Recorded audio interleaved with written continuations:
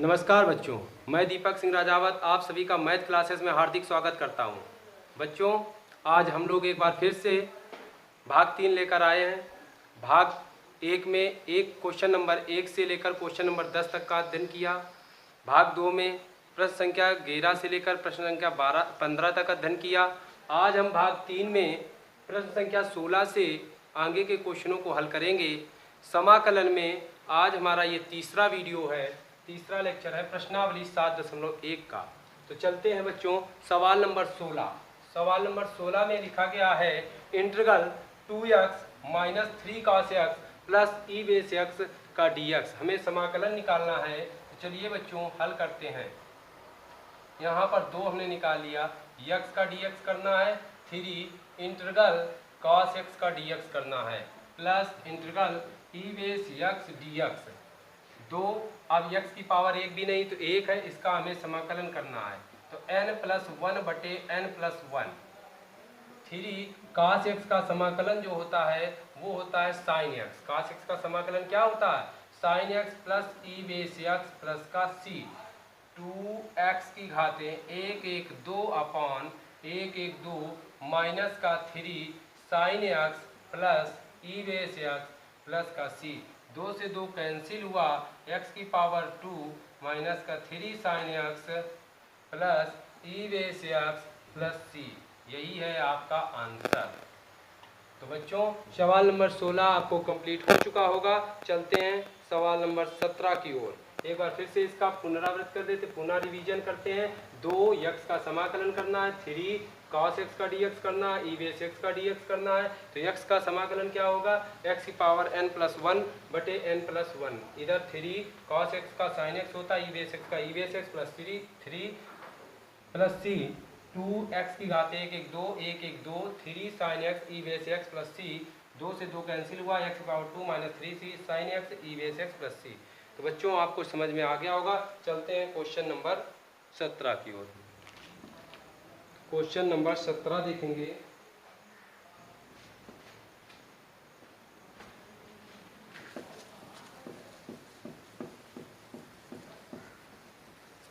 Question number 17 में लिखा गया है integral 2x square minus 3 sin x plus 5 root x minus 3 sin x plus 5 root x and dx।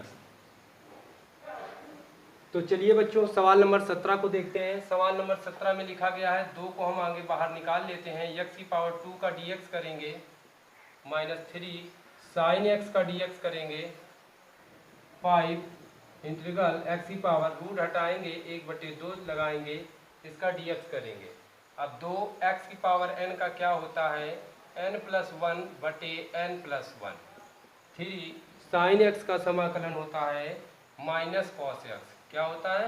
Minus cos x plus 5 x की power n+1 बटे n+1। n की जगह 1/2 लिखना है प्लस c।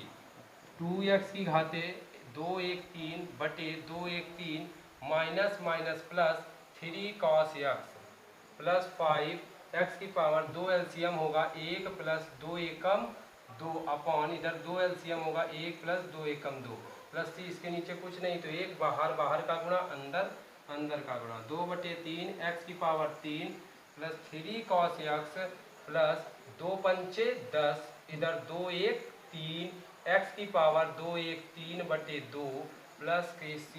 यही है आपका आंसर। तो बच्चों आपको सवाल नंबर 17 समझ में आ गया होगा। अब चलते हैं सवाल नंबर 18 की ओर। सवाल नंबर 18 क्या कहता है देखेंगे। सवाल number 18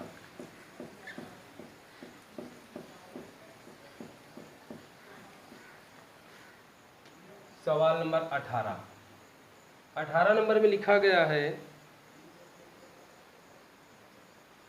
integral sec x plus 10x sec x plus 10x dx। चलिए तो बच्चों अब हम सवाल नंबर 18 को देखेंगे। लिखा गया integral sec x plus 10x dx। देखिए बच्चों, जहाँ पर कोई चिन्ह नहीं होता है वहाँ पर गुणा का चिन्ह होता है, तो हम गुणा करेंगे। तो गुणा में घातें जुड़ती हैं, तो यहाँ एक घात एक है तो एक एक दो, यहाँ सेक स्क्वायर एक्स होगा और इसका dx प्लस, अब इसको इसमें गुणा करेंगे तो सेक एक्स इंटू 10x dx। अब देखिए सेक स्क्वायर एक्स का समाकलन क्या होता है, सेक स्क्वायर एक्स का समाकलन होता है 10x और सेक एक्स इंटू 10x का समाकलन होता है सेक एक्स प्लस सी। यही आपका आंसर है। अब चलते हैं सवाल नंबर 19 की ओर। तो बच्चों आपको ये सवाल समझ में आया होगा। Sec x plus 10x dx, sec x का अंदर गुणा किया, सेक का गुणा sec square x, sec x का 10x में sec x into 10x, sec square x का समाकलन होता है 10x, सेक एक्स इंटू 10x का सेक एक्स प्लस सी। अब चलते हैं सवाल नंबर 19 की ओर।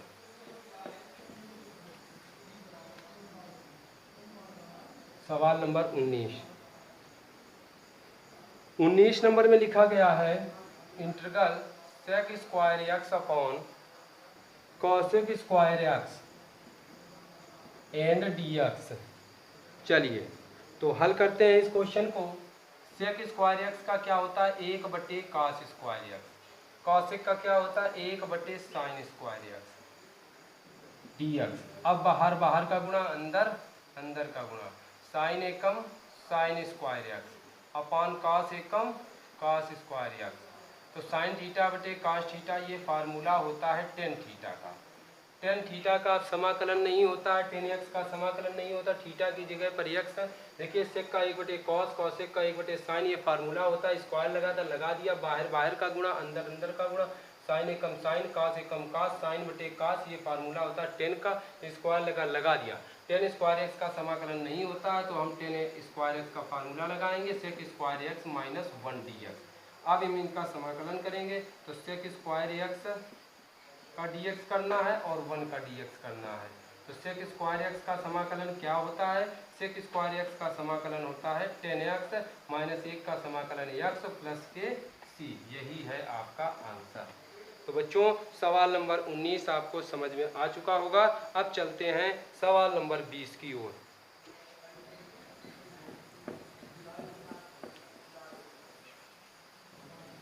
सवाल नंबर 20। सवाल नंबर 20 लिखा गया है integral 2 minus 3 sine x upon cos square x. अब देखिए दोनों के बटे में ये है, अलग अलग बटे कर लेते हैं। 2 बटे cos square x dx, 3 sine x upon cos square x. अब 2 को हम बाहर निकालेंगे, 1 बटे कॉस स्क्वायर एक्स dx, 3 इस साइन के बटे कॉस स्क्वायर है तो इसको हम अलग अलग तोड़ लेंगे, 1 कॉस एक्स अलग लिखेंगे और 1 बटे कॉस एक्स। अब देखिए 1 1 2 कॉस स्क्वायर एक्स ही तो होगा।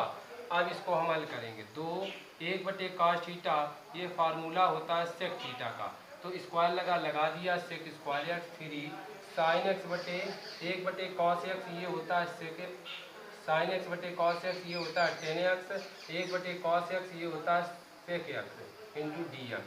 अब 2 integral sec square x dx minus 3 sec x into 10x का dx करना है, मतलब समाकलन करना। 2 सेक स्क्वायर एक्स का समाकलन क्या होता है बच्चों, सेक स्क्वायर एक्स का समाकलन होता है 10x और सेक एक्स इंटू 10x का समाकलन क्या होता है, तो सेक एक्स प्लस सी। यही 2 10x minus 3 sec x plus के सी आंसर हो गया। 2 10x minus 3 sec x plus C. तो अगले क्वेश्चन की ओर चलते हैं, क्वेश्चन नंबर 21। क्वेश्चन नंबर 21 में क्या लिखा हुआ देखते हैं। Question number 21 integral root x plus 1 बटे root x, root x plus 1 बटे रूट एक्स का हमें dx निकालना होगा, अर्थात समाकलन करने होंगे। होगा। तो समाकलन करते हैं बच्चों। क्या है समाकलन, कैसे करेंगे? रूट हटाएंगे, 1/2 लगाएंगे, प्लस इंटीग्रल 1/रूट हटाएंगे, 1/2 लगाएंगे। यहाँ x की पावर 1/2 dx, इसे हम ऊपर ले जाएंगे तो काहे में होगा? माइनस में होगा। अब x की पावर n का समाकलन करना है। x की पावर n का समाकलन क्या होगा? x की पावर n का समाकलन क्या होगा? x की power n plus 1 upon n plus 1 plus x की power n plus 1 upon n plus 1। अब यहाँ पर यक्स 2 एलसीएम, 1 प्लस 2 एकम 2, इधर भी 2 एलसीएम लेंगे तो 1 प्लस 2 एकम 2 प्लस 2, इधर एलसीएम माइनस 1 प्लस 2 एकम 2, इधर भी 2 LCM minus 1 plus 2 Ekam 2 plus C.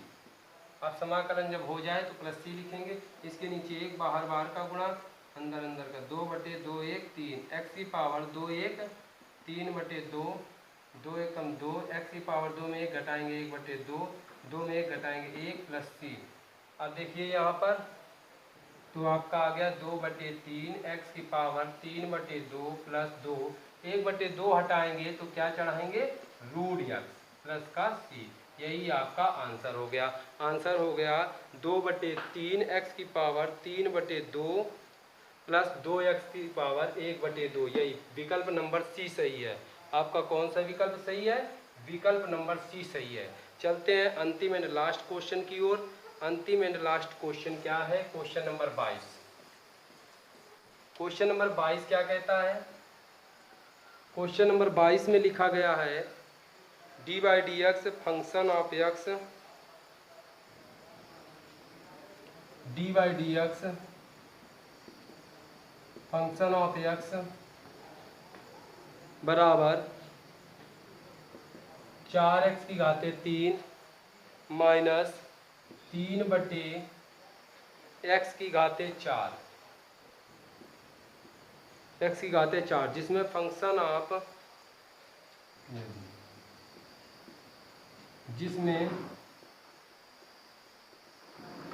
Function of 2 बराबर 0, फंक्शन ऑफ 2 बराबर 0 हो तो फंक्शन ऑफ यक्स बराबर वाट, फंक्शन ऑफ यक्स बराबर वाट। चलिए अब यहाँ पर हमें क्या करना होगा देखते हैं। फंक्शन ऑफ यक्स बराबर वाट, यदि फिर से एक बार रिपीट करते हैं क्वेश्चन नंबर 22 को। यदि dy/dx function of x is equal to 4x की पावर 3 माइनस 3 अपॉन एक्स की पावर 4, जिसमें फंक्शन ऑफ 2 बराबर 0 हो तो फंक्शन ऑफ यक्स का मान ज्ञात करिए। देखिए बच्चों यहाँ पर function of x is equal to 4x³ minus 3x की पावर 4 dx, इसका हमें समाकलन करना होगा। तो करिएगा 4x की पावर 3 का समाकलन करेंगे, dx माइनस 3 निकाल लेते हैं, x की पावर 4 को ऊपर ले चलेंगे तो माइनस में होगा। अब यहाँ पर 4 फंक्शन ऑफ यक्स, एक्स की पावर n प्लस 1, n है 3 प्लस 1 अपॉन 3 प्लस 1 3, एक्स की power n plus 1 minus 4 plus 1 minus 4 plus 1 plus C. Function of x is equal to 4x की घाते 3 1 4, नीचे 3 1 4, 3x की घाते 4 में 1 घटाए माइनस 3, 4 में 1 घटाए माइनस 3। तो function of x is equal to 4 4 cancel, x की घाते 4 माइनस माइनस प्लस 3x की पावर 3 प्लस सी। अब function of x is equal to x की घाते 4 प्लस 3, ये नीचे लाएंगे तो माइनस, जब ये ऊपर माइनस में है माइनस का 3 तो नीचे आएगा तो ये प्लस का 3 होगा। अब देखिए यहाँ पर 4 में घटाएंगे माइनस 3 तो 3 से 3 कैंसिल होगा तो माइनस माइनस प्लस, एक्स की पावर 3 माइनस के नीचे आएंगे तो काय के होंगे? प्लस के। अब देखिए ये समीकरण नंबर आपका फर्स्ट बन गया। देखिए दूसरी वैल्यू इसमें क्या दी गई, जिसमें फंक्शन ऑफ 2 बराबर 0, function of 2, function of x बराबर आपका आया है x की घाते 4 प्लस 1 बटे x की घाते 3 प्लस c। तो फंक्शन ऑफ 2 बराबर 0 रखना है, तो फंक्शन ऑफ पहले 2 निकालिए, तो x की जगह पर 2 रखिए, प्लस 1 बटे x की जगह 2 लिखिए, प्लस c। तो फंक्शन ऑफ, यदि फंक्शन ऑफ 2 बराबर 0 रखने पर, तो फंक्शन ऑफ 2 0 हो गया। 2 का 4 बार गुणा, 2 दूना 4 दूना 8 दूनी 16, 1 बटे 2 दूनी 4 दूना 8, इधर 8 लासा 16 अट्ठे 8 48, 8 का 8 4 12 प्लस 1 प्लस 3, 128 में 1 जोड़ेंगे 129, इधर लाएंगे 75 पर चिन्ह बदल जाएंगे, तो ये सी का मान आ गया। अब सी का मान समीकरण फर्स्ट में रखने पर समीकरण फर्स्ट क्या है, function of x is equal to x की पावर 4 प्लस 1 बटे एक्स की घाते 3 प्लस सी की जगह कितना आया माइनस 129 बटे 8, यही आपका आंसर हो गया। x की घाते 4 प्लस 1 बटे एक्स की घाते 3 माइनस 129 बटे 8, अर्थात विकल्प नंबर ए सही है। आपका विकल्प ए सही है। कौन सा सही है, विकल्प ए सही है। ठीक है, तो बच्चों इस प्रश्नावली में आपके टोटल 22 क्वेश्चन थे। इस प्रश्नावली में आपके टोटल कितने क्वेश्चन थे, 22 क्वेश्चन थे। तो बस आज के लिए इतना ही रखते हैं। इस प्रश्नावली के टोटल 1 नंबर से लेकर 22 नंबर तक के क्वेश्चनों को आपको एक बार पुनः रिवीजन करना होगा, और आप इसका रिवीजन करें, और प्रश्नावली 7.2 को पढ़ने के लिए आप मिलिए अगले वीडियो में। आज के लिए इतना ही रखते हैं। नमस्कार।